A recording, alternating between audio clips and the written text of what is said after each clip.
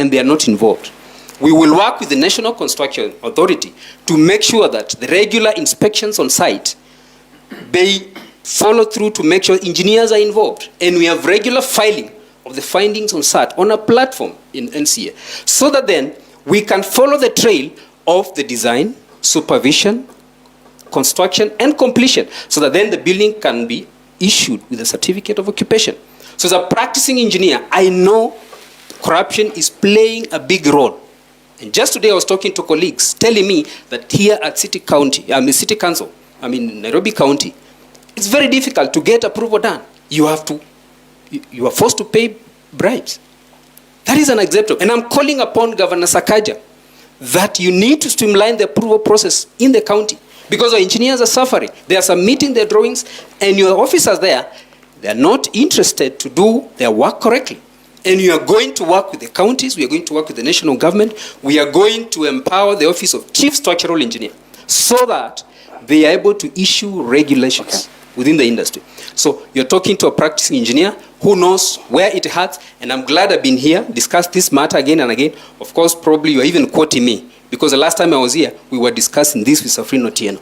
All right. Yes, a practicing engineer, you all are practicing engineers.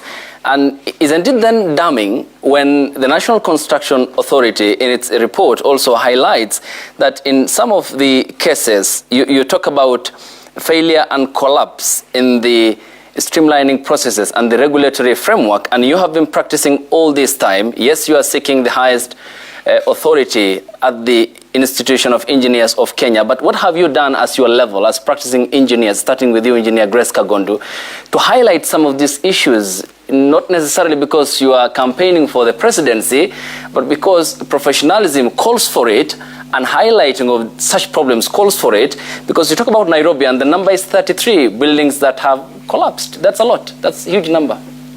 Okay, thank you. I can say that indeed the menace of collapsing building has been with us for some time. And from where I sit as a structural engineer who has practiced for a number of years, I was actually privileged to be involved in the design of the Times Tower building, which, as you know, was the tallest building in East and Central Africa for the longest. And the standards of that building are impressive, I can tell you that. When we had the bomb blast the other day, the buildings around it suffered some shock. But the Times Tower building stood strong without any signs of failure at all. So that tells you something. The issue of standards, the issue of employing the right contractors to do the job. We have a lot of contractors in this country who do not necessarily have the competent people to work for them. And that is an issue that NCA, we're happy that NCA has taken it up. In the past, I have been engaging, because as I said, I've been in the leadership for some time, in the leadership in the engineering space, and I've had opportunity to engage with the NCA, and we have talked about the issue of ensuring that even the people who carry out this construction, like the artisans, the fundis, even the guys doing the mix, they need to be trained. And I'm very happy that NCA has been doing very good training in that regard. And we have also seen that even the TVET associations, organizations are coming up, and they're also training a lot of people who are required in that space, because safe and sound buildings rely on a triangle. Yeah. We have the engineer at the top, but the implementers at the bottom, the technicians, the craftspeople are all required also to be trained, because without the proper training for them, they cannot support the teams on top. So that kind of discussion with the authorities, that kind of collaboration and emphasizing the weaknesses that we see is something that I have done for a long time.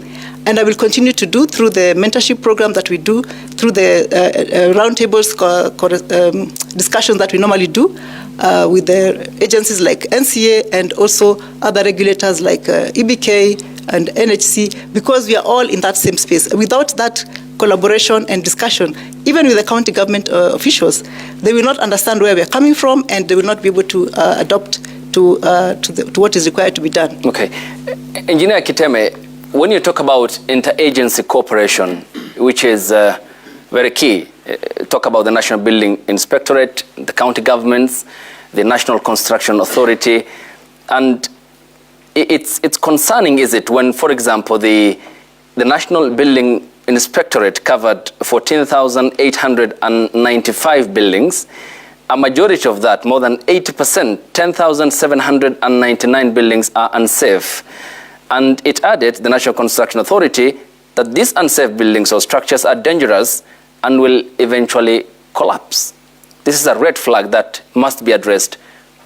What is the easy, immediate fix? Well, thank you very much for referring to that report. I'm privy to it. But I want to begin by saying that there is something I've been doing as a practicing engineer. I've appeared here, I've sensitized the public.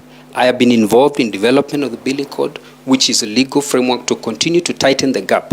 We have set standards of practice for engineers. We have specified that, and immediately it's going to be gazetted. It's going to be very useful in addressing some of these challenges we have. But more importantly, we do not lack laws. We do not lack space to regulate our practice to make sure that these things do not happen. A very key plank of the problem we are seeing is basically enforcement. There are several agencies that are involved in the building sector. NBI, you mentioned it. There is NCA. There is the counties. There must be working collaboratively, an effort working collaboratively to make sure that we address this menace. As the president of IEK, I will have an ear of everyone across the board. I said COG, I've worked with them. I said NCA, I've been involved in the development of the building code, so I have a good working relationship with them so that we can bring together a single portal where the approval of buildings is not in disparate manner the way it has been. And then it will also make sure that we have a way of tracking of the building, tracking the professionals involved, so that we do not have quacks involved in the sector. We will know that who is the engineer involved, who is the architect involved, who is the QS involved. That is what you're going to be involved in bringing together the multi-agencies that you're talking about. Now, the buildings that you have referred to, there are several things. You assess the condition of that building. If it cannot be salvaged, of course, you have to demolish. Because I said earlier, we design buildings for functionality, safety, economy, reliability. So that if a building really you cannot salvage it, of course we have to demolish. Sadly so. But there's something we do as structural engineers, which we call retrofitting. You can retrofit some of these buildings, and then they become sound, and they're safe for occupation.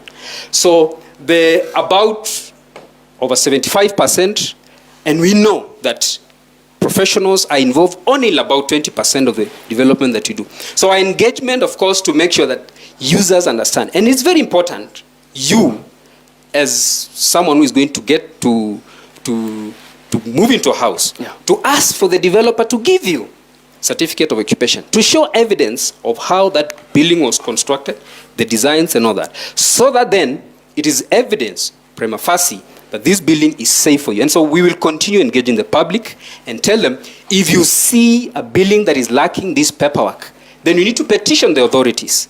If the building has to be retrofitted, we retrofit. Those that we have to vacate, we vacate immediately because of the state of the public. So I bring experience in this area, and I'm the solution in this kind of menace because I'm a practicing engineer and I know where it pains. All right. To address this problem in the building control process, engineers Grace Kagondu and Shama Kiteme, then is it time to empower the National Construction Authority, for example, as it recommended in the report, to be given the powers to carry out investigations and recommend prosecution? Because of all the buildings that have collapsed, we have rarely seen prosecutions that have gone successful. Is it time then to control the building process and empower the NCA? Okay, let me say this from my understanding. The issue, the challenge here is compliance. The rules are there, the regulations are there, the building code is there, but is it being followed? Is there capacity to supervise all the buildings that are taking place? You will find that in some places, even the security in some places is a challenge. I do recall one of the recent buildings that collapsed, and we went to look at it. The issue was that particular place, it was like zoned off. Nobody could enter it.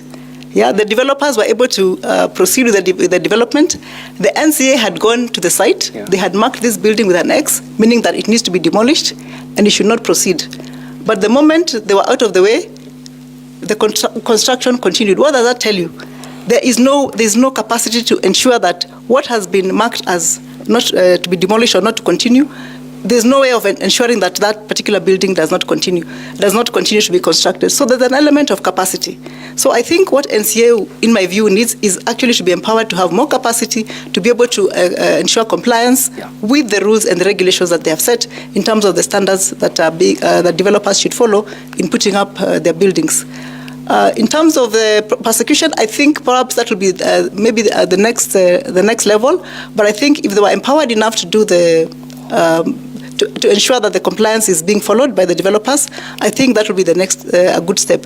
And furthermore, I think what they also need to do is to ensure that the contractors who are being registered are employing engineers, or they've got engineers in their leadership or management, because sometimes you'll find contractors are business people, and a business person is not really concerned about the quality of a building to a large extent. Their focus is on the profit of the building. So you'll find that the temptation to cut down on some procedures that will make the building to be safe, they will find a shortcut out of it in terms of materials, the quality of materials, and even the supervision. So it's important that even the contractors, and I can tell you that I was involved in the NCA Construction in Excellence Award. And the contractors that won and the contractors that scored highly were the ones who had engineers, qualified engineers in their organization structure. And the contractors that didn't have them were disadvantaged to that regard. So I think that is something that NCA should take up and be very particular in ensuring that that kind of engagement of engineers and qualified personnel in the contractors' management and organization is enhanced. Yes. Yeah. How key is that, Engineer Kiteme? The NCA, is it time that it be empowered to carry out more in terms of its outreach and bring people to prosecution? Well, I've had my friend Engineer Morisa catch the ED request for those prosecutorial, powers. And granted, he has asked for them. I've no problem with that. What we know is that we have the legal framework, but enforcement is lacking. If that could help, so be it. But the other thing we need to look at is NCA is registering contractors. Construction is largely 90% construction materials. Construction materials, the experts in the science of construction materials are basically engineers. So when you are registering contractors and you are engaging them at NCA, you need to make sure that if it is class 8, class 7, up to class 6, for instance, you must have an engineer who is professional, licensed, practicing engineer, to be one of the directors, and to have evidence that they are involved in the running of that construction company. If you're talking about class class 1, and all that, you then must ensure that you actually have a consulting engineer or a professional engineer permanently employed there. We run hospitals. Okay. We run law firms. Mm-hmm. You do not run a hospital without a doctor, without a nurse, and experts in healthcare. You do not run a law firm without lawyers. Why do we want to run construction companies with people who are not construction experts? And this goes back to NCA, so that at the preventive side of it, make sure that every contractor you're registering has an engineer to be actively involved in the running of that construction company. Yes. And yes, when you do that now, of course, the prosecutorial powers given to them, we need to hold the culprits responsible. There's someone responsible. There's a developer responsible for the collapse who didn't engage an engineer. You will hardly find of all the buildings that have collapsed, an engineer was involved. They were involved maybe to get the approval, but then they were not retained. So basically, we need to go for the real culprits, and if that involves giving NCA powers, I have no problem with that. Thank you. Ladies and gentlemen, when we get back here at the debating chamber, we'll head to our second thematic area, which is engineering and academia. The question of graduation, transition into the workspace, and many questions from graduates who are watching this broadcast and they want answers as to how you can fix some of the problems that face them. But for now, we cross over from the debating hall to our Citizen TV studio, where my colleague Jeff Koinange is standing by with the outgoing president of the Institution of Engineers of Kenya, IEK. Thanks, I appreciate that. Yes, indeed. I'm with Eric Ohaga. He is the outgoing president of the Institution of Engineers of Kenya. Good to see you, sir. Thank you. Thank you for having me. Look, you heard the debate, right? You heard the two candidates debating. The one thing that came across is a lot of blame game. Engineers blame developers, engineers blame quacks. But the question I want to ask you is, how do you rein in rogue engineers? I must say, the manner in which an engineer is designed is to provide solution to humanity. And if, as a country, we can make use of our professionally trained engineers, I can assure you that this menace is going to be eradicated. For the longest, we have talked about this. But of course, in any given ecosystem, you will never fail to find some rogue personalities. And of course, in dealing with that, the regulator, which is the Engineers Board of Kenya, will always have an opportunity to undertake a certain disciplinary if, for sure, an engineer is found to be culpable in that particular regard. But in most cases, we have said that there are several approvals of design. Like in Nairobi County alone, 17 applications being received every single day. If you multiply that by the number of counties, there are about 700 approvals. But I can tell you the engineers are not involved in most of these projects. So we are available to offer our services, and what we are telling the public is that make use of these engineers. Jeff, I can even ask you, I know you have more contacts of a plumber than an engineer. And that speaks to our problem in this country, that we are available to be utilized, and we want to be utilized so that we can provide the solutions that we have been trained to provide. Okay, that's a good point you make, because I find signs for plumbers on every corner of every road. Plumber services here, call Jackson here, and this number. Maybe you people, you don't sell yourselves enough. Thank you so much. And I think that is exactly what we are working on the soft skills. And we are trying to devolve our services. Right now we have 8 branches. That means the engineers are moving from the towns going into the branches so that these services can then be accessed to these people. And I think by so doing, we'll be able to make sure that our services are accessible, and also dissemination of this information reaches the majority of our people. So that as you read that plumber, you should also be able to find an engineer somewhere. We should also looking at instances of establishing our own Muhandisi Plaza, where you can come and find engineers, consulting engineers, professional engineers who are able to provide you with the services that you require. And by so doing, I think we should be able to make progress in that regard. Yeah. Yes. You're just about to complete your 2-year term. Correct. And it's non-renewable, right? It's just 1 2-year term. 1 2-year term. What's the one thing you can say you did that's going to last in the next 3, 4, 10 years? The visibility of this institution, we have taken it to another level. I must say that over the last 3 decades, this institution has grown from when we got it from the whites, then the black leadership took the mantle of this institution. And then over the last 5 years, we've actually grown this institution in terms of visibility, in terms of growing capacity of our membership, devolving our services to the branches. That is one thing that we are very passionate about, now that people are able to relate with our services wherever they are. The graduate training program, the mentorship program that we have instituted, which has seen the number of graduate engineers also becoming professional engineers. You saw the numbers are not very good currently, but we are looking forward to increasing that number. We were at 9,000. We are now at 12,000. You can see 3,000 addition growth in membership over the last 2 years. It's not a mean achievement, and that means that we are making progress in our strategic pillars. And out of those 12,000, how many are accredited? Out of the 12,000, 3,500 are accredited. So you still have a long way to go. Yes, we have a 5-year strategic plan. We want to triple that number to 10,000 as we even move to the Washington Accord that requires that for every 5,000 Kenyan, you need to have an engineer in it. But right now we are operating one engineer serving 13,000, which is quite low in our regard. Sure. Eric, I want to take a break, come back, talk some more, and also go back to Studio B for the debate with the two candidates. In the meantime, what are your questions? What are your comments? Tweets are coming in very thick and very fast. We'll get to those in a little short while. In the meantime, let's take a quick break. Jeff Kanange Live, the debate with the Institution of Engineers of Kenya takes a break. We'll be back in a moment.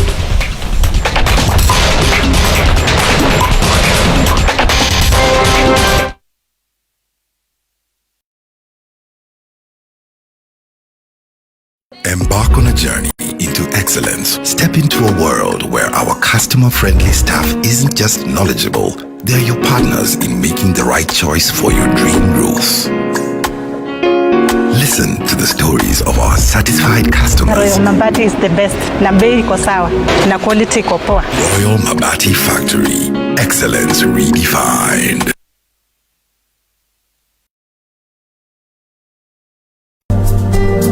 Clean hands frequently with soap and clean water to avoid the spread of respiratory diseases such as coronavirus.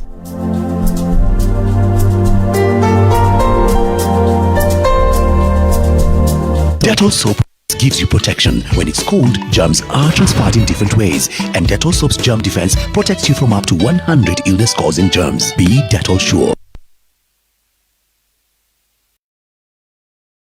There's no better way to show your family how much you love them than shopping at Rubis and Joy.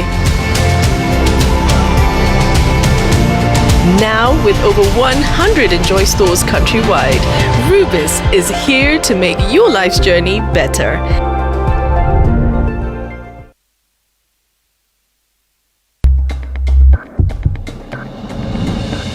Women don't just die at the hands of men, they are killed. In Kenya, an average of 50 women have been killed every year since 2016. From that number, women aged between 18 and 40 are most at risk. These incidences are not isolated. Some of these women are killed by men they know. Others are killed by men they are not in relationship with. Take for instance, the case of Agnes Tirop, a budding athlete who was killed in cold blood. Rita Waeni, a young university student whose life was cut short earlier this year in Nairobi. We must all be angry about this. But where's the outrage? These killings are not just an attack on the victim, but an attack on the family.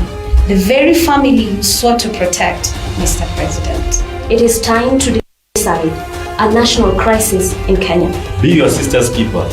Stop femicide.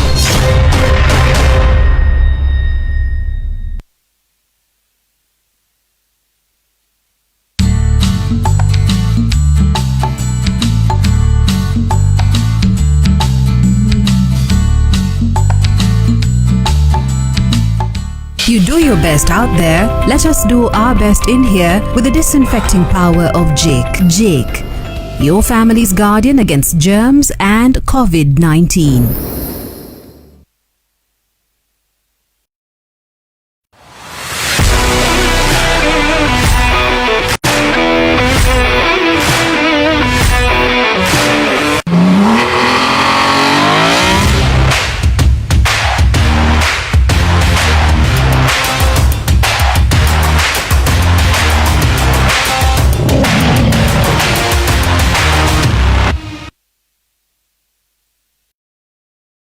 Every time you set out to create magic, you know the secret. The choices of ingredients, the finest of rice and pulses. Add to it a trickle of excitement, a dash of warmth, a smile, and that personal touch. At Pearl, we celebrate the magic you bring to the table. Pearl, a plate full of love.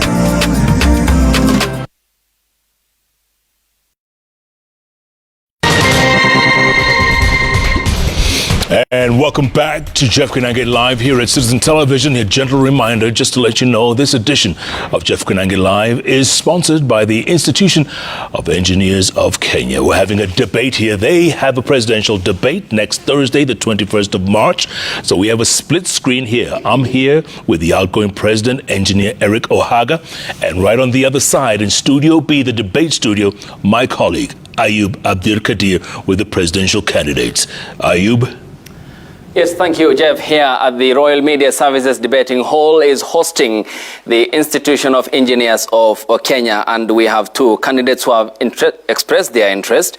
Shama Kiteme is one of the presidential candidates, and also Engineer Grace Kagondu, who are here with us on this edition of the debate, which brings together other professionals as well here on the broadcast. And it's time to field the questions from the professionals here, even as we talk about engineering and academia as our next thematic area. To the gentleman who is with me in studio here, yes, and rightly dressed as needed, engineer. Yes, please. Thank you.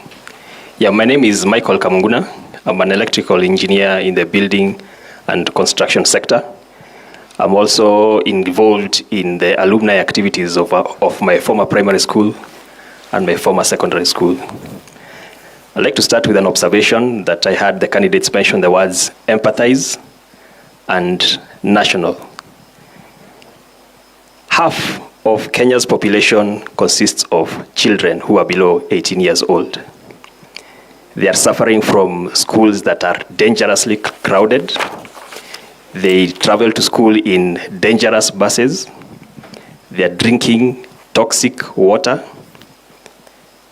But somehow the nation does not empathize with the fact that half the beneficiaries of engineering services are children who cannot represent themselves.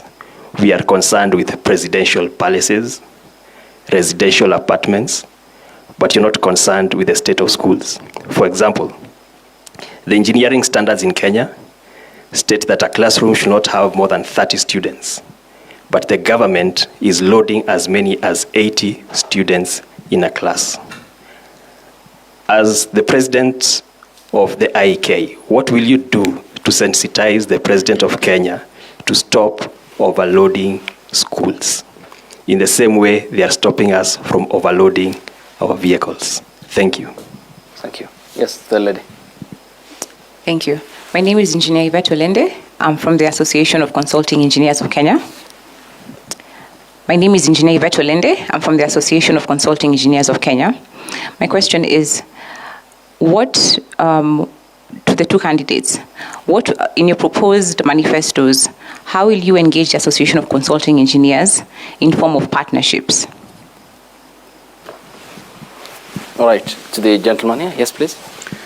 I want to say good evening to our two candidates. My name is Engineer James Mwangi.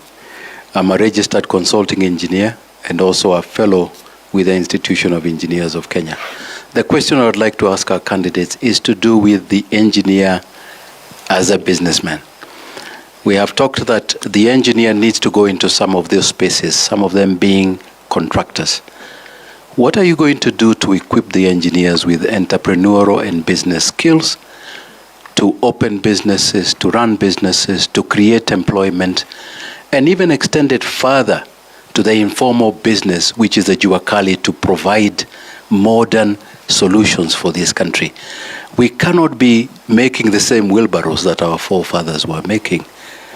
And I would like to ask, what are you going to do to help them? And then once they acquire those skills, those who are in formal employment, that they will come off the employment conveyor belt, go into business and allow our young engineers to take their position.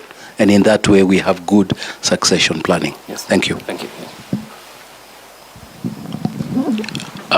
My name is Engineer Martin Zomo, a fellow of the Institution of Engineers of Kenya and secretary of the Council of Engineering Deans and Principals.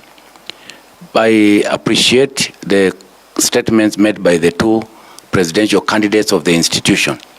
From the academic background, how do they see the aspects of collaboration with the NITA and the people in industry, particularly KEPS and KAM, so that our engineering students can access industrial attachments without the current challenges which they go through. Thank you. All right, 4 questions from the engineers first, and they all apply to you, Engineer Grace Kagondu and Engineer Shama Kiteme. I first begin with you, Engineer Grace, on the question of overcrowding in schools and the set standards which are clear. How then do you align your policies with the government's bottom-up transformation agenda with regards to the investment it's making in the education sector to advise on lessening the number of students or pupils at any given time in a classroom? Thank you. I think that's a very good question, and I want to appreciate Michael Kabuguna for speaking on behalf of our children who may not have a voice.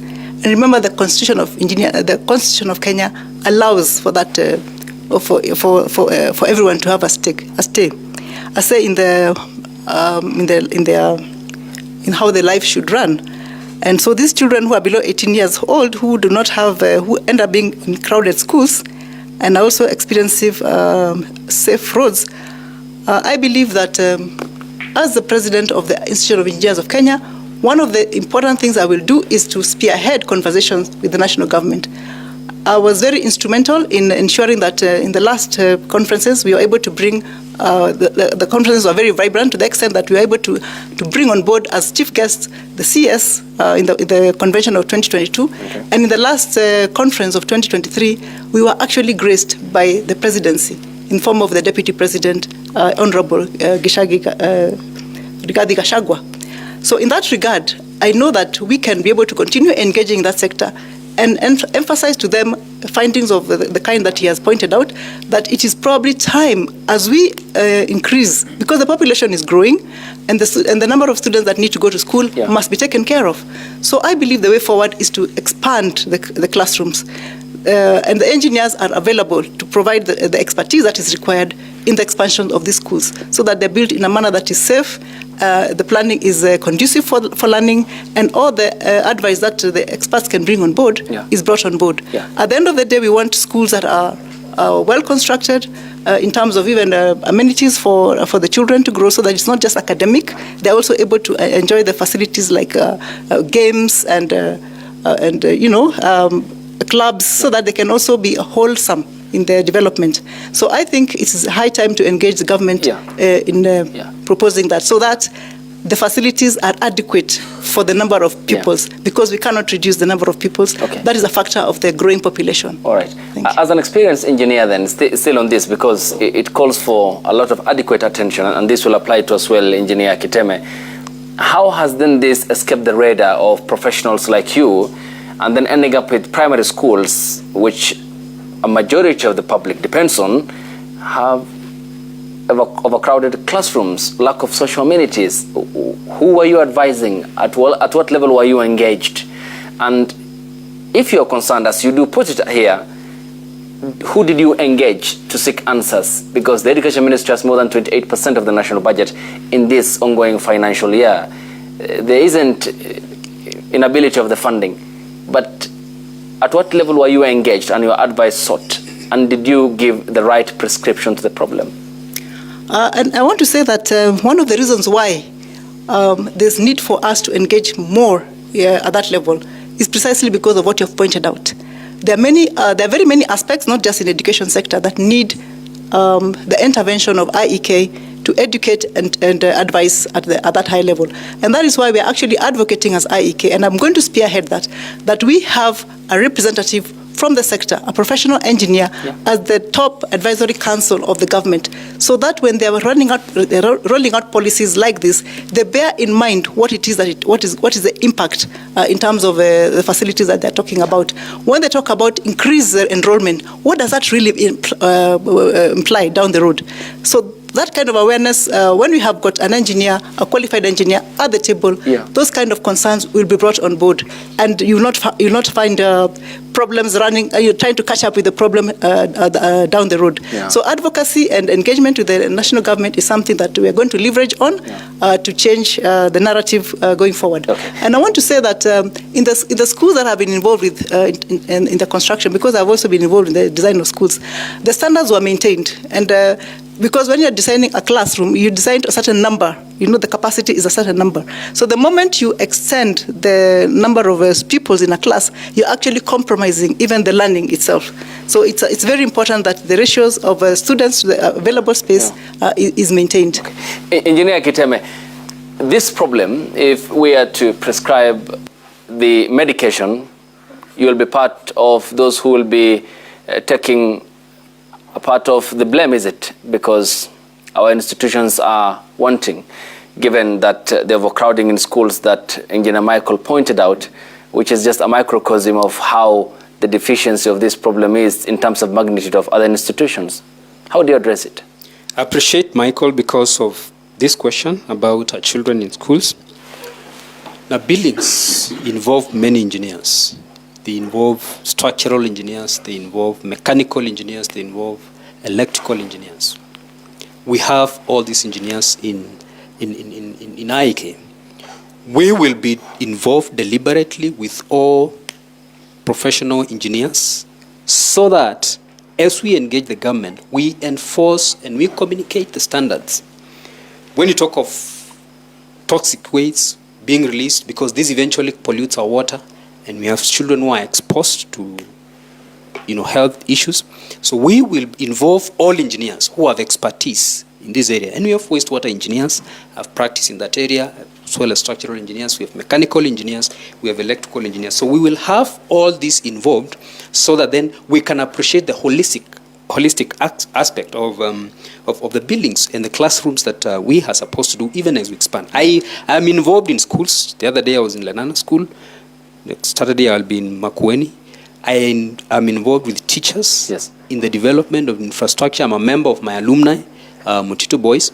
So I understand the need and where we can cut a niche as IEK and as a professional body in engaging to make sure that not only does this get to the ears of the planners, but also we go to the secondary school heads association and this, that kind of framework and platform where we sensitize them on the need to have the classes that are occupied by the number of students, not only for just accommodating them, but also for safety purposes, because you need to accommodate students that in case of an emergency, you can evacuate them quickly.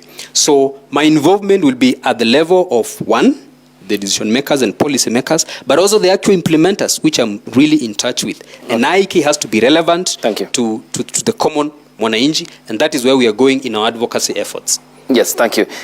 Also on the question by Engineer Olende, your level of engagement with the consortium of the consulting engineers, starting with you, Dr. Grace, what will be your link with them? I want to say this. As a matter of fact, as from where I have been as the Vice President of Institute of Engineers of Kenya, we already have a very strong relationship with with ASEC, the Association of Consulting Engineers of Kenya.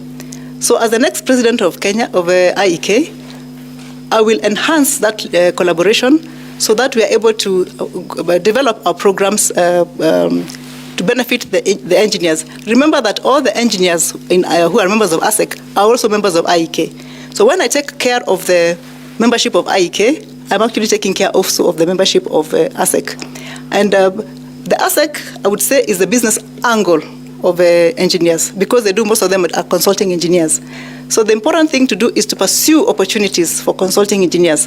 All these programs that are being rolled out by the administration under the bottom-up economic transformation agenda, there are very many programs under I want to name a few pillars. Under the agriculture and food production, we have manufacturing, the digital superhighway, and we have got all those pillars within the bottom-up economic transformation all those are going to be driven by engineers, because it is engineers who understand what is required in those programs.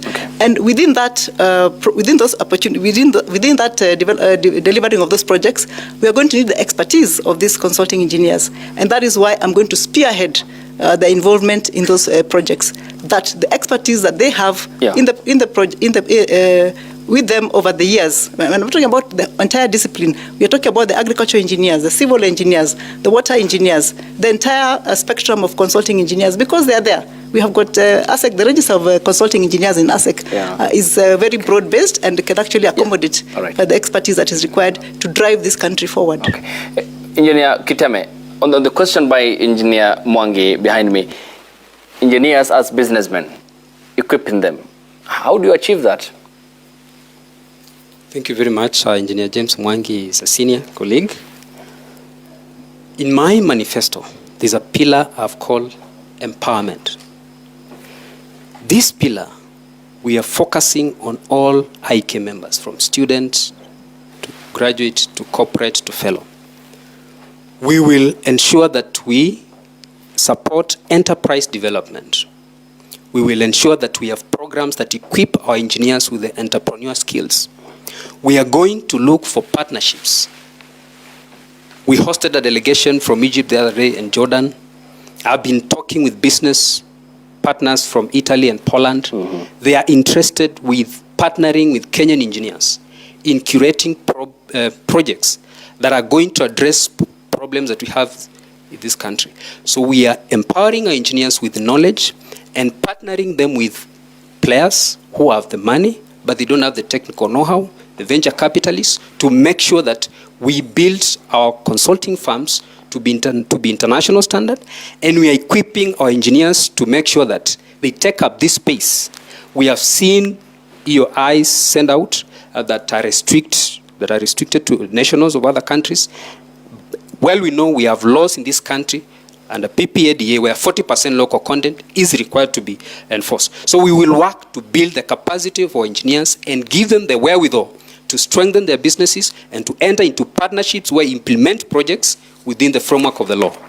Engineer Grace, there was also this from Engineer Nzomo, the collaboration between the institution and, for example, bodies like the Kenya Private Sector Alliance for absorption of graduates.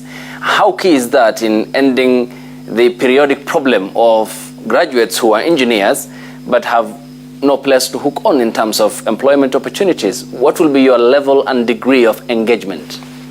As the next president of the IEK, I recognize that the majority of our membership are the graduate engineers. We have, out of the 12,000 membership, around 59% are the graduate engineers. So their concerns, their issues are going to be very much on the priority in my presidency, because they are the majority of our membership. And I will be listening. I'll make sure I provide that IEK becomes the platform for opportunities for the graduate engineers. And how am I going to do this? Through my manifesto, which on the pillars of innovation, transformation, and impact. Under the element of innovation, I will ensure that the graduate engineers, the younger graduate engineers, have a platform to showcase their talent. And in that showcasing of their talent, through these accelerator hubs, we will have the seasoned engineers coming to listen to them, coming to mingle with them, and getting the best talent out of them. And from that talent pool, they will be able to absorb some of them into their farms. Another way that I'm going to ensure that is we have got the KEPSA that you talked about, the private sector. The private sector is an employer of manufacturers, most of them, and many other private enterprises that they're doing. When they come to attend those accelerator hubs that I'm going to establish, they will be able to identify the kind of graduate engineers that are required, and with that pairing opportunity, the graduate engineers will have an opportunity. And moreover, I will also do a mentorship program for the graduate engineers, especially the younger ones, so that they're able to get the skills that will make them more employable. And I'm talking about skills like entrepreneurship, communication skills, writing skills, IT skills, because they need, we're now in the digital age, they need to be able to do their work in that digital platforms. And also being aware of contract management skills, project management skills, at least over the 3 months after graduation. From that knowledge and skills, they'll have both the technical skills and the soft skills, which is very much required in the workplace. And further to that, I would say that for the senior engineers, because there are very many graduate engineers out there who have practiced for over 10 years, and they may find difficult to go through the mentorship academies that, as IEK, I was instrumental in their formation. Okay. So I would want to have a very special mentorship program for them that takes care and respects the experience that they have, because they have already served the industry, they have got experience. For some reason or the other, they were not able to go through the process of registration. All right. And we also have engineers who are coming from the diaspora. They're coming back to their country. They miss an opportunity to do a project locally. What are we going to do with them? So I'm going to get special programs for them to go through a special kind of mentorship so that they can be able to transition from being graduate engineers to professional engineers. And IEK will be a platform of opportunities for the graduate engineers and all other classes of engineering. Yes, thank you. And more. Yes, the gentleman here, and then you in the, yes, welcome to you. Your name and... Kwa majina mimi nafahamika kama Engineer David Jomeli. Mimi ni board member katika Kenya Federation of Master Builders, na mimi pia ni contractor. Swali langu ni moja tu. Tukienda kule China, tunaona wa China wanasoma na curriculum mtaala ambayo kwa lugha ya Kichina. Tukienda Ujerumani wanasoma kwa lugha ya Kijerumani. Sasa hapa tunang'ang'ana kutumia lugha ya Kiingereza. Watu wetu wanatatizika manake mpaka wafanye tafsiri. Je, Engineer Shama Kiteme, kwa hili jambo tutasaidika vipi ili tupate tafsiri kama vile Biblia ilivyofanya tafsiri kwa Kiswahili, ile BS 8110 tuipate kwa lugha ya Kiswahili, ili zile Eurocode zile amezungumzia tuzipate kwa Kiswahili. Je, kuna mpango wote katika siku zijazo ambao tutapata tafsiri hii? Manake inachangia katika watu kuanguka mtihani. Mtihani unakuwa mgumu manake mpaka utafsiri mwanzo kwa lugha ya mama, alafu sasa ndio uelewe. Kwa hivyo utatusaidia sisi watu wetu maordinari watasaidika vipi? Shukran. And it's very specific, Engineer Shama Kiteme, the aspect of language. Right, thank you very much for that question, Engineer Jomeli. Before I come to that, I really wanted to point out the fact that IEK is going to be very central under my presidency in terms of providing opportunities for students for internship. We are affiliated to FAEO, WFEO. I will organize for cross-border internship opportunities. We will work to make sure we amend the laws so that every other project we are doing in this country, there's a provision for training graduate engineers and students. They will be impended. It is going to be a part of the finances factored in the project budget.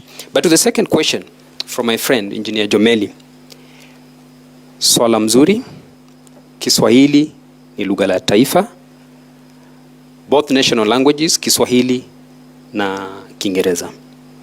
Kwa maoni yangu ni vizuri tutafsiri vyombo zote, stakabadhi zote kwa lugha ya Kiswahili ziweze kufikia mwananchi wa kawaida.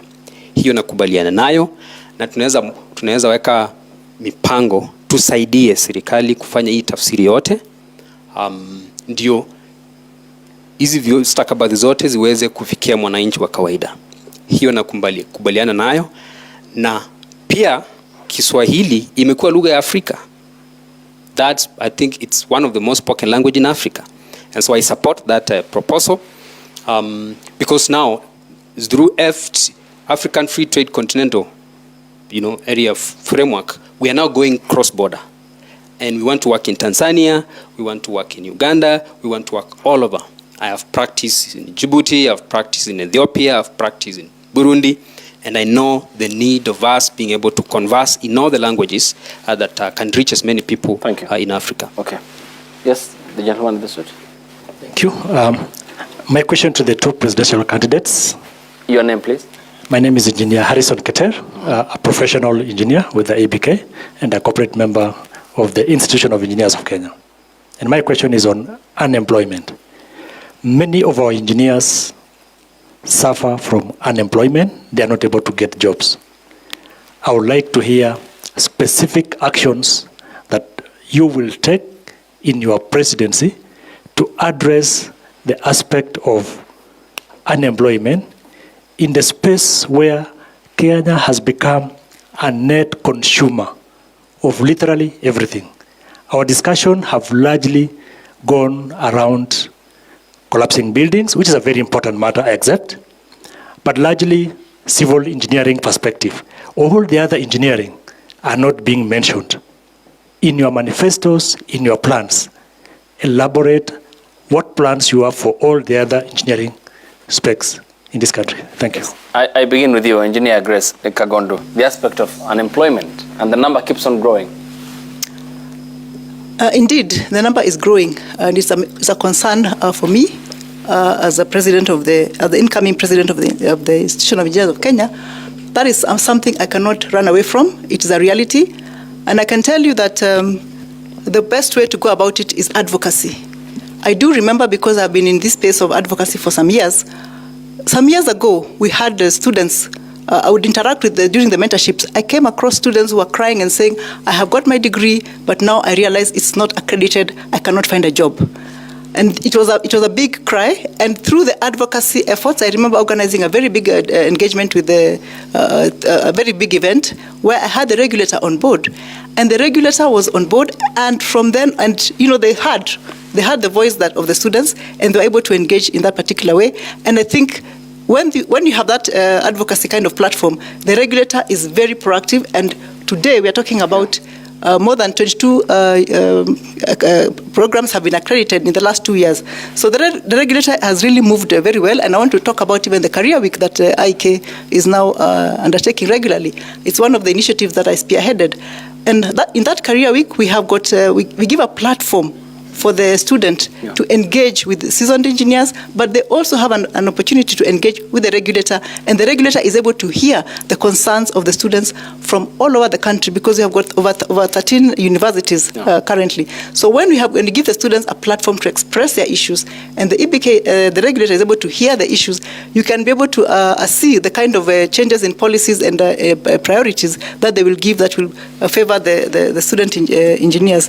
And one of the reasons that the things that have come out is right now is because of the increased accreditation of the engineering programs, these students now have a chance to pursue the qualifications that is required to become professional engineers, which enhances their chances for getting employment, as opposed to before they would come out of school and they are told that their degrees are not accredited and they are not able to secure any jobs.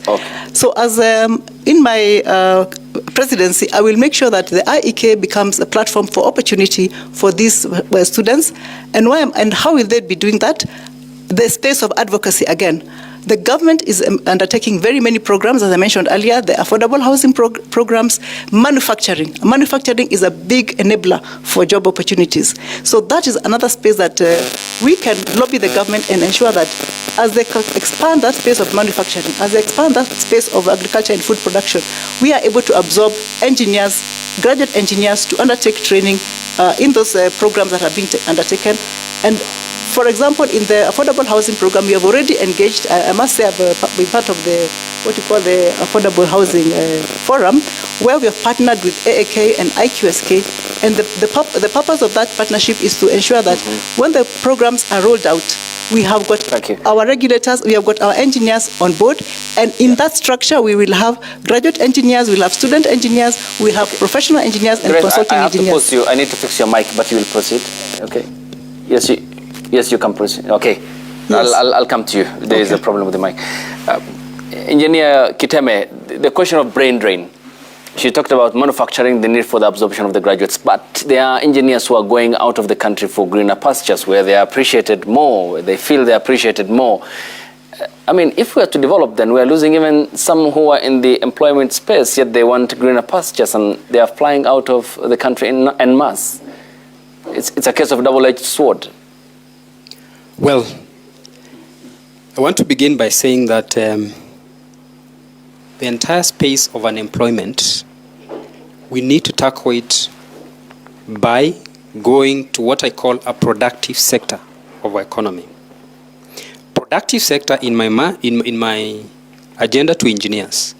I want to announce that engineers have stepped in the national agenda. We have stepped in the national fora. We are not going to be beggars, we are going to be solution providers. How about this? Our conventions will be discussing practical solutions to the economy of this country, and one of them being unemployment. We will discuss about industrialization and creation of industries. I've committed to engineers that we are going to study what other countries have done to industrialize. Matter of fact, even this year, September, with members confirming me to be the next president of IEK, I'll organize a trip to one of the industrialized nations so that we continue studying the entire industrialization process this year. Next year, another one to one of the Asian tigers, so that we are going to work to provide practical solutions in this country. We will work towards creating industries. Engineers are entrepreneurial. We are going to empower them. We are going to give them the resources. Now, we know that our economy is growing. In instances that all our engineers cannot be absorbed, I have participated in creation of first diaspora branch in the US and Canada. We will create other diaspora branches in Europe and elsewhere so that we can have partnership with engineers across other countries. And when opportunities are available, our engineers are able to go and work there. I don't look at brain drain as a negative. But this is the question, Engineer Kiteme, because you have to address the primary for you to get the answer for the secondary. And when you talk about benchmarking to countries that have developed, yes, it's key, it's important. But under your presidency, if you win these elections, how do you retain the already skilled pool of engineers who are available and can be a key catalyst for the development of this country before even you go to the question of benchmarking? Perhaps you missed my point. I said two-pronged solution. One, empowerment of engineers in the country by creating industries and industrialization. And this is a national conversation that we lead as engineers. But number two, we know when our folks go abroad and they are doing fantastic jobs. I've interacted with Kenyan engineers working at Boeing, Lockheed Martin, brilliant minds. We want them to continue sending their ideas to this country as we build the country. We will partner with them that are abroad, but also as we build the local capacity here to industrialize. You know this country produces a car. We stopped doing it. If we were producing cars, we'll absorb so many chemical and process engineers, so many mechanical engineers and all that. So we will continue building the local capacity, even as we look outside, because you know the world has become a village. We will not restrain our colleagues from getting opportunities in Australia, and we will support them. Getting opportunities in Europe, and we will support them. But while there, we will tap into their expertise and skills so that we can continue building our economy. I've said engineers are going to be solution providers and not beggars. Yes. Engineer Grace, please proceed. You had a point briefly before we had a problem with your mic here. Now it's fixed. So I don't know at which point the mic went off. But I want to say that, okay, now I have to recall where I dropped off. But I was talking about unemployment of engineers. And I was saying that under the bottom-up economic transformation agenda, we have got the 4 pillars that require the expertise of engineers. We have got affordable housing, for example. We have got the manufacturing sector. And the manufacturing sector is potentially a very huge enabler of job creation. And likewise for the affordable housing, because you can imagine in all the 47 counties, if they're going to have affordable housing, that again is a big opportunity. And we also have the issue of under the digital superhighway. We have engineers again in that space. So these are the areas that through advocacy, we can lobby with the government and ensure that engineers are absorbed in these opportunities. And that is where my presidency will focus on advocacy to create opportunities for engineers in this particular space. And another thing... But Engineer Grace, had there been the 4 key pillars that you have pointed out, for example, under the bottom-up economic transformation agenda by President Ruto's government, what then will be the alternative for you? Because that is a manifesto plan by the current government. Hypothetically, had there been such key pointers in this manifesto of the government, what then will be the alternative for you to source out jobs for the engineers, other than that? I want to say this. One of the things that my manifesto is going to focus on is building the expertise of our engineers. I will ensure that IEK becomes a platform for opportunities for even those seasoned engineers. And how will I do this? We are going to have very specific capacity building programs that will elevate the engineers' competencies. The engineers right now are very competent, but there's another agenda that IEK is pursuing, and during my presidency, we are going to make sure that it is fulfilled, and that is acceding to the Washington Accord. The Washington Accord is an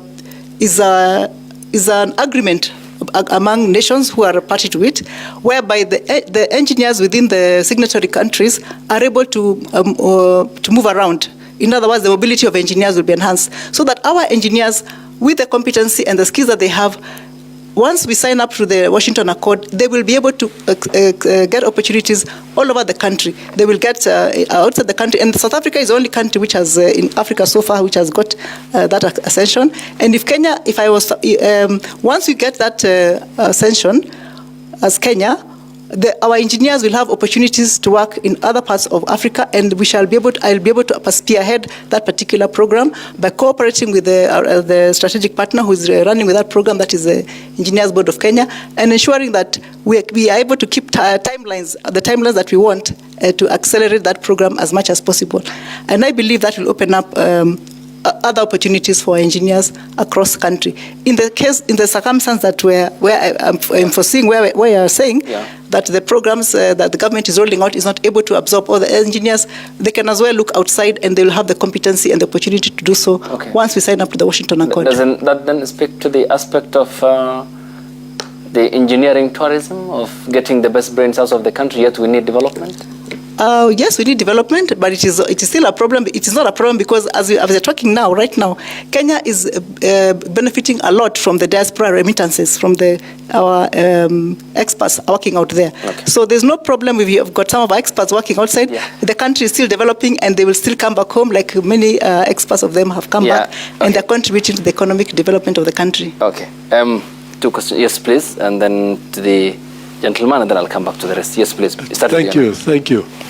My question... Your name, please. My name is Engineer Evans Goro, a fellow of IEK, a fellow of IEK, past chairman of the Association of Consulting Engineers. Now, looking at you two candidates and the building or the production industry, we are looking at a user looking for assistance from professionals who can assist into what he needs. Going specifically, this professional is an engineer. So you're the one who knows the problem of the user, and you're the one who knows the market. So you give specifications and controls which you observe this being implemented by the implementers who are contractors. That's where we come to National Construction Authority. So looking at the format now, and we've had it here happening, the format looks like the National Construction Authority is the one with a whistle and controlling the game, because the engineer has not come out with his chest forward to make sure what he has specified is implemented, and implemented by a contractor who knows his job right. Or in a simple language, it is like you in your house. There is something you want in your shamba, so you tell your shamba boy what to do. It's not a shamba boy to tell you what to do. So here, how are you going to manage this setup where the contractors and the implementers are following what you have specified, and what you have specified is what is required by the user? Okay. How are you going to put that into place rather than the way it is being played now? Okay. I begin with you, Engineer Kiteme. How do you change this status quo in terms of the chain of order, as pointed out by Engineer Goro? Yeah, thanks. Engineer Goro is a senior colleague in the industry. And we basically are looking at a situation whereby we are going back to what we earlier said about involvement of the structural engineer involvement of the mechanical engineer, involvement of the electrical engineer in the buildings, because we also have services engineers involved in the building, and their specifications and recommendations need to be followed. Now, very key part of this is engaging through advocacy the developers to appreciate the need to retain all these professionals. Engaging counties to make sure approval process of buildings involves mechanical and electrical engineers. And not only that, retaining them so that there is evidence that during site inspections, there are notes that the electrical, mechanical, electrical engineers leave and the contractor is able to implement. And if they do not implement, whether it's instruction of the structural engineer, mechanical, electrical engineer, then there should be a way of penalizing them so that then the industry gets what we call manners or discipline. So basically, from Engineer Goro, what he's asking, the specifications, because we develop with design, we develop specifications, and they need to be followed for us to have safe buildings. You can have a building that is not, which is a sick building, because you have not taken care of sanitation, wash, you have not taken care of enough water supply, you have not taken care of HVAC, heating, ventilation, air conditioning. So you have a building that is basically a cave. And so we must let the industry appreciate that you need to engage these professionals and retain them, and their instructions mean a lot. I have seen clients who tell the contractor, you cannot concrete that slab before the engineer signs off that you should concrete. Those are clients that we have sensitized, and we'll continue sensitizing them so that the place of IEK now is to engage both the public, and we have committed to our members to build lasting partnerships with public and private sector bodies so that the place of the engineer is respected and appreciated in the society. And this is the importance of this debate today, that engineers have arrived at this stage. We are going to be present in your situations, in your conditions. We do not exact a lot of money when we offer our services. We are willing to work with you and make sure that you get safe building, you get safe structures, and you get safe living places. Thank you. Yes, the gentleman, I'll come to you. My name is Abdi Fatah Jama. I'm a civil and structural graduate engineer by training, and I'm a treasurer at Association of Consulting Engineers Future Leaders. My question is towards Engineer Grace Kagondu, and she talked about the graduate engineers. In Institution of Engineers of Kenya, we have a core value as inclusivity. My question is that graduates are taking 56% of the Institution of Engineers of Kenya membership, and they lack representation at the council. They lack a place where they can at least push forward their ideas and things that they're dealing with. So my question is to her is, how is she going to at least ensure that there is representation for the graduate engineers at the council, and not just the graduate engineers? The Institution of Engineers of Kenya also have technicians and technologists. How are we going to ensure there's inclusivity, representation, and empowerment of this particular group of members who are paid up at the Institution of Engineers of Kenya? Thank you. Yes, Engineer Grace. Okay. Abdi, thank you for your question. You have spoken into the issue of inclusivity. My candidature as a president of IEK will feature inclusivity as a key pillar. And I say this because I recognize that graduate engineers are the majority membership of IEK, like I mentioned at the beginning. So my focus will be on the issues and the priorities of the graduate engineer. And of course, we also have the engineering technologists, we have the technicians, and we have the seasoned engineers. So what value are we going to get from all of this membership? One of the ways I'm going to ensure this is that we can have what you call a constitutional review, because right now we are bound by the constitutional review that limits the participation and election of a representative at the council. So it's really an institutional matter, and the process of doing that is, there's a clear process of how to amend the constitution. So within my presidency, I do expect that, I do promise that we are going to initiate a process to review the constitution, which has outlived its usefulness. As a dynamic institution that IEK is going to be under my leadership, we are going to have a new constitution that will speak to all the needs of the various membership, including the graduate engineers, including the technologists, including the technicians. And I can assure you it is going to happen. And the strategic plan also provides for that kind of change, and it is going to happen under my leadership. Okay, thank you. Yes, to the gentleman with the mic, I'll come to Thank you, Ayub Engineering has the civil and many others. Your name, please. Sorry, my name is Engineer Cedric Obonyo. I'm a professional civil engineer and a corporate member of IEK. And my question goes to both candidates. Our counterparts, professionals, associations are anchored in law. LSK is anchored in law by an act of parliament. IHRM for human resource practitioners is the same. Accountants, it is the same. Recently, technicians left us and formed KTRIB, which is also anchored in law, but IEK is not. We are joined to the hip with the EBK. It is for that reason that our lobbying is very difficult, because we are just a conglomeration of similar thinking professionals. So my question is this. As we talk about lobbying for engineers' welfare, because these are member institutions, how are you addressing the issue of us not having to lobby in a weighty manner to the relevant authorities, because we are not anchored in law per se?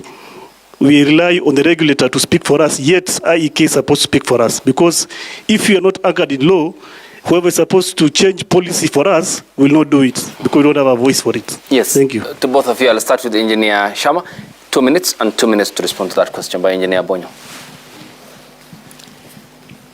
Thank you very much, Engineer Bonyo, for that question. We are promising partnerships that are lasting. We have talked about ASEC, we have talked about EBK. We want to make sure that we bring the entire fraternity together. They all have their roles. IEK has its role, and we will represent engineers in providing leadership that advocates for the welfare of members, to empower them, and also to build partnerships. However, using the platform of IEK President, I will have the freedom not to be restrained in engaging all the players in the industry in looking for what is of benefit to members. And that's why I've said engineers will no longer crawl. We are going to leap into the future. How are we going to do about that? We will reclaim our position in the society. We will engage the society and offer a hand of partnership. We are not coming to say that the other players don't have a role. They have a role, yes. But our role is clear. It is distinct. The question is, have we played it? I believe no. We have done to a bit, and we will continue improving. I promise engineers, if you elect me to be your president, we will utilize 50% of our potential. Now we are hardly there. We are hardly even 30. What we are going to do, we are going to be there, present, offering actual solutions, present in the society, and you are going to be solving actual problems. Okay. This is a place of the engineer in a society, and I'm privileged we are going to be achieving that as a president. Yes, yes, Engineer Grace. Thank you, Cedric, for that question. The LSK has been constituted differently from the IEK, because the LSK is both a membership body and also a regulator.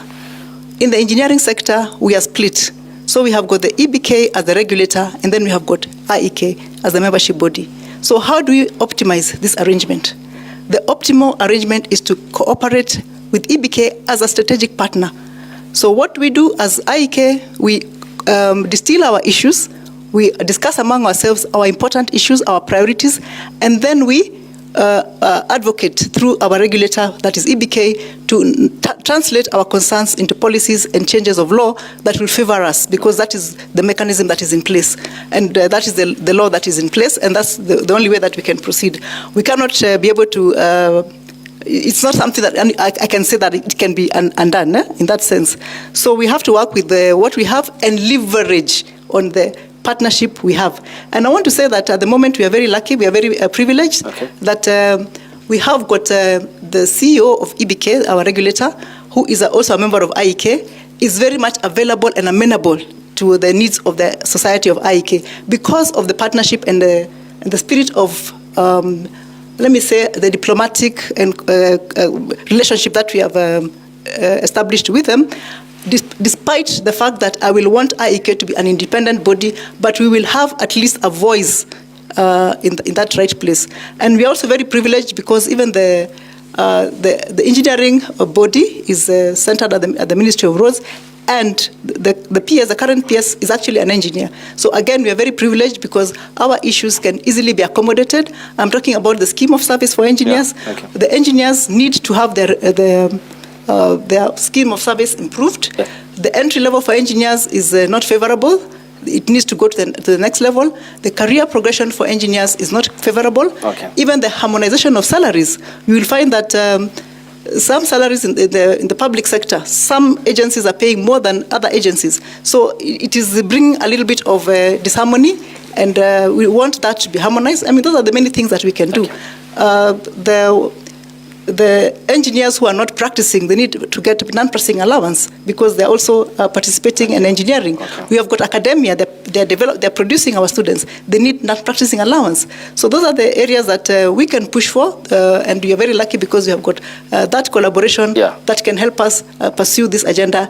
And in my presidency as president of IEK, I will be able to push for this scheme of service to be accelerated and passed, so that the engineers can have a better, can have more money in their pockets and better welfare. Because IEK is about the welfare as much as it is about professionalism. Yes, the gentleman here, please.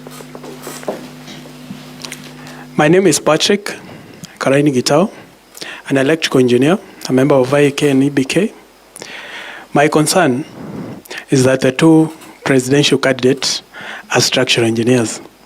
And I just want to table what you do to electrical and mechanical engineers. Currently, we are at the mercy of the developers, we are at the mercy of other bodies, and also anybody else. We are this part of service industry which is not much regulated. If I can explain to the panel that more electrical engineers are registering with EPRA and renewing their licenses from all the levels. Mechanical engineers here are registering with City Council so that they can be able to give occupation certificate and anything.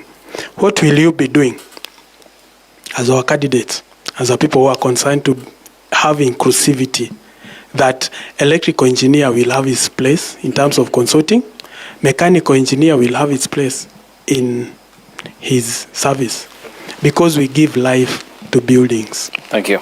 Yes, Engineer Kitame, starting with you. Yeah, thank you very much. I think Engineer Patrick is my friend. We have done a project together, so he's a competent engineer. Now, I have been fighting for all engineers all my life. I was part of the finalization of the building code. I fought so that mechanical and electrical engineers are involved in the approval of buildings. I have chaired the task force on the scheme of service for engineers, where we have proposed to Public Service Commission that the entry grade for engineers should be changed from level job group K to job group L. I am fighting for all engineers, electrical, mechanical, chemical, agricultural, and all that. As your president, this is my commitment that we will push for the amendment of documents under PLUPA, so that as structural engineers sign for approval documents, mechanical and electrical engineers also sign for that. So there's no one who's going to be left behind. When we are advocating for all engineers, we have all engineers back in our mind, wherever they are, and whatever their discipline and specialization. In addition to that, I will push for the formation of discipline chapters, so that then issues that are agricultural, they are tackled by agricultural engineers. Issues that are telecommunication, they are tackled by telecommunication engineers. So every engineer is going to be accommodated under my presidency. Yes, Engineer Grace. Let me add to that, because we want the electrical engineer, we want every engineer to benefit from their skill. And that is why in my presidency, I'm talking about IEK, setting IEK as the platform of opportunities for all engineers. And that means all disciplines of engineers. So Engineer Patrick, I can assure you that you will be taken care of. We have the building code that was being developed. There was a provision that we have got, that approvals must also be done by electrical engineers and also by mechanical engineers, because electrical engineers also do a very important aspect of the building project. You cannot have a building that has got electrical engineering services that are not certified, because that is a risk factor, that's a safety factor. So that is why I've also been very keen on that particular aspect, and in the building code actually provides for that. And another thing I want to say is the scale of fees. The scale of fees takes care of all the disciplines of engineering. And I want to say that under my presidency, we are going to pursue and ensure that the scale of fees is implemented to the letter. Right now, the scale of fees was gazetted, but you'll still find it is not being followed by many developers. So under my presidency, we are going to pursue very aggressively that the scale of fees is implemented to the letter, so that even the mechanical engineers are able to get what they deserve in the that has been provided in the law. And I want to say one of the initiatives that I began not long ago is precisely that. The civic education that I rolled out a few weeks ago was precisely to educate the members of the public about the scale of fees and why we must follow the scale of fees. The scale of fees, when it is followed, it's not just about the payment. It's not just about the fees. It also talks about the services and the rights of the developer under that scheme of service. Thank you. Yeah. Ladies and gentlemen, we have come to a close on this debate day. I'll give you the final word to convince your voters. I'll start with Engineer Shama Kiteme, then I'll come to you. Okay. You'll have 2.5 minutes each to make your final remarks. Thank you very much for this opportunity. It is an opportunity that we have got to bring engineers to a national conversation. And I bring to you my candidature, engineers, requesting you to vote for me to be your next IEK president. I have promised you that we are going to leap into the future. We will provide leadership that brings us to the national conversation as solution providers. We will provide a platform where conversations about infrastructure are led by engineers. We will create opportunity for empowerment. We are going to enforce the 40% local content. We are going to work towards aggressive advocacy to make sure that the laws in this country create a safe practicing platform for engineers. We'll also build lasting partnerships that are going to be beneficial to engineers. So I ask you to vote for me on 21st March 2024, which is about a week from now, and we are going to leap into the future. I promise you that we are going to transform our practice and this institution for good. Thank you very much. Thank you. Yes, Honorable. Engineer Grace. Thank you. I think before I make my remark, I just want to make a small correction that what my competitor mentioned about the diaspora branch. As a matter of fact, we have not established a diaspora branch. We only have 8 branches, and all of them are in Kenya. So that is something that I can pursue in my presidency to make it a reality. Yeah. Now, on the issue of the last parting shot. I'll give you the right of reply for 30 seconds. Let her make her final submissions. Yes, please proceed. Esteemed engineers and fellow Kenyans, my name is Engineer Grace Muthoni Kagondu. I am currently serving as the first Vice President of the Institution of Engineers of Kenya, and I'm now vying for the position of President of IEK. You know me, I have served you diligently over the last 2 years. You have seen that IEK has become a very progressive association. It has become a vibrant association. It has become a dynamic association. We have moved from one level to the other, and I can assure you, if you elect me, we can only go further. IEK, I will transform IEK into a platform of opportunities for all engineers, as I've highlighted before. Yes. A platform of opportunities for the graduate engineer, who are the majority. The seasoned engineers will have a place, and I'm talking about all disciplines of engineers. I'm talking about our engineers in the branches. I'm talking about engineers in Capital Branch, in Central Branch, in North Rift Branch, in Nyanza Branch, in Western Branch, in South Rift Branch, and Northeastern Branch. All those branches, we are going to feel the presence of IEK and opportunities coming your way.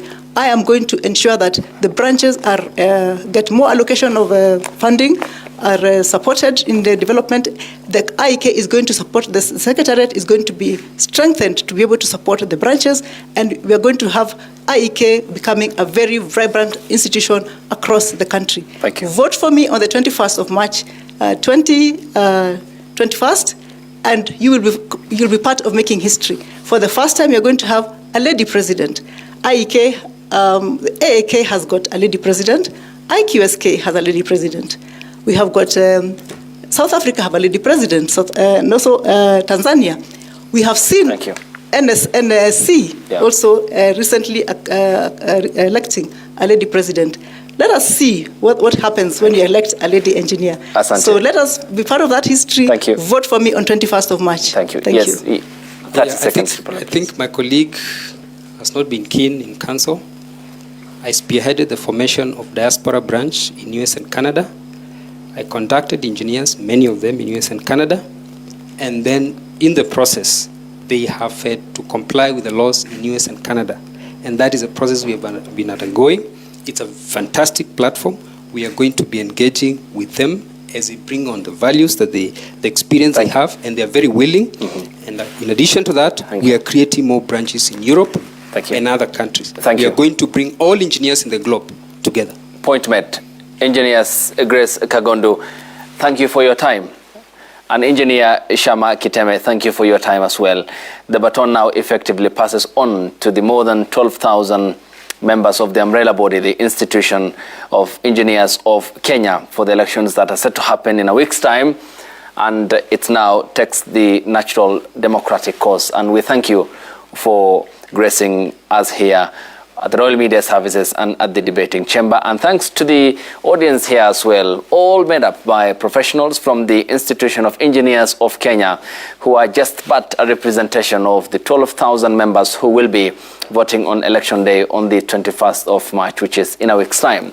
And thank you for watching the broadcast. I now hand you over to my colleague Jeff Koinange, who is standing by with the outgoing president of the Institution of Engineers of Kenya in Studio 1. Actually, point of correction there, Ayub. It's only 3,500 of them who can vote, because those are the ones who are credited, just to let you know. And by the way, Eric, I didn't know engineers could talk so much. Goodness. You're worse than us. Yeah, that is the competency that we have developed over the years. And we want to sustain that. Yes. Thank you. Keep talking. Okay, as we leave, your parting shot going forward, as you leave the presidency of the IEK, what advice do you have for your two colleagues who are standing for the presidency?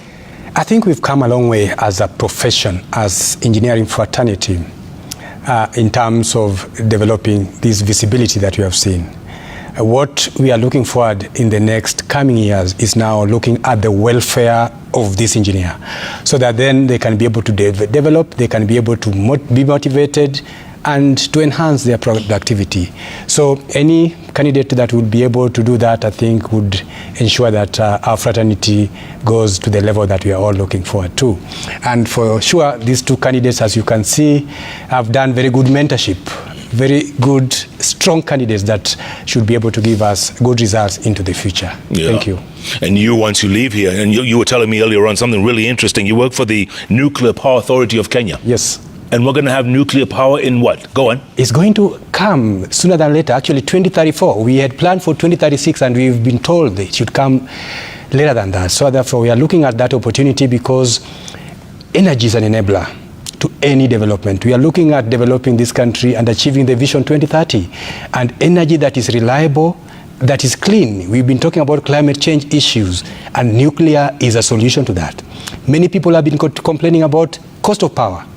Nuclear energy is going to provide a solution to reduction in terms of tariff. I can tell you 4 US cents per kilowatt hour from nuclear power. And that is going to be a game changer in this country. And therefore, we are carrying out sensitization. Construction is supposed to begin, and by year 2034, we shall be connecting to the grid, and every Kenyan will be a happy nation. Wow, that's only 10 years away. Yes. Engineer Eric Ohaga, thanks so much for your time. Congratulations. We wish you all the very best. Thank you so much. And thank you so much for watching this program, sponsored by the Institution of Engineers of Kenya, the IEK. Thanks so much for being a part of JKL. Remember, if it's Wednesday, it's all about those 3 letters on the keyboard that follow each other. JKL. Thanks for being a part of the show. Good night. Good luck. God bless you all before we all turn to pumpkins at midnight.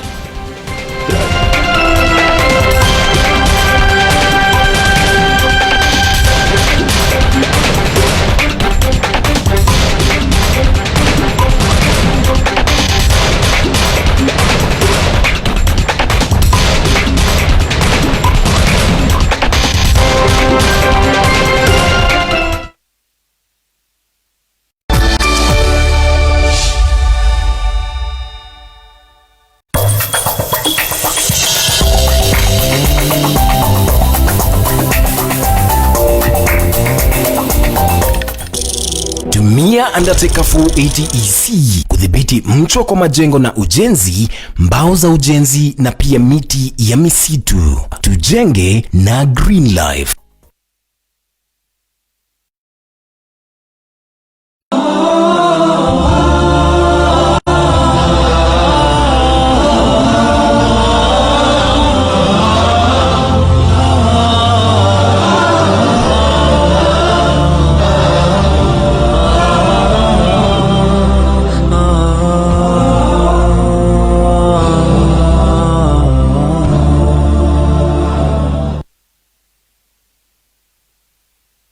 Unafaa uweke rubber stamp brother. Rubber stamp unamaanisha nini? Inafaa muoane. What are you doing here? This party's over. Hey, it's not over bro. Oh, it's not over until I say so. Ni kweli. Kwa nimestama au nini? Mbona tuelewani? Kinyenamata sana kwako ni wealth kuniliko. Sio hivyo babe. Yaani unatolerate tu msafte yote amekupitisha. You see? Una hata cha kusema? Aki pesa wewe. Umemaliza? Ile siku ulikanyaga kwenye hii nyumba nilijua tu wewe msichana ni nuksi. Hatuwezi kuwa na future kama bado hujadivorce Trisha.